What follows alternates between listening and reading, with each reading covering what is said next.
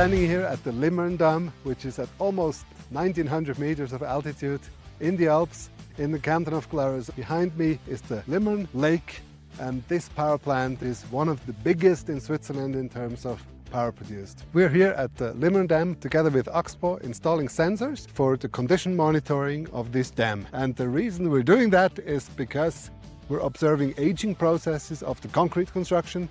We're measuring the impact of the sun on the dam. That's temperature, that's global radiation, that's wind, that's surface temperatures, things that affect the dam temperature-wise. Axpo is running simulations on the dynamics of the dam over many years, and this data helps to support the simulation and make them more precise. Measurements are either done manually or via wired connections, and placing wired sensor on a construction like this at almost 2000 meters in the Alps is very hard to do. So this is where wireless technology really shines, because we were able to collect many data points here from the distance. The data which is collected is then normalized, scaled and enriched, and then sent to Axpo data team, where the data is analyzed and used in finite element simulations.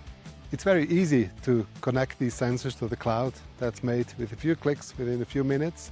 The biggest part is installing the sensors, so adapters are needed, qualified personnel is needed. The whole sensor installation is up and running within one working day.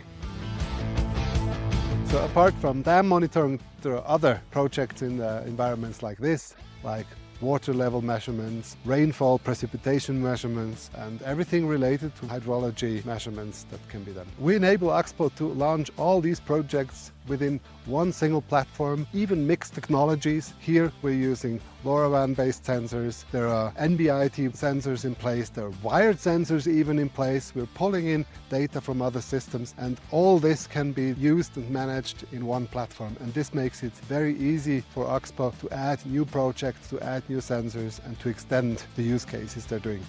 As you can see, monitoring of critical infrastructure with IoT can be easy.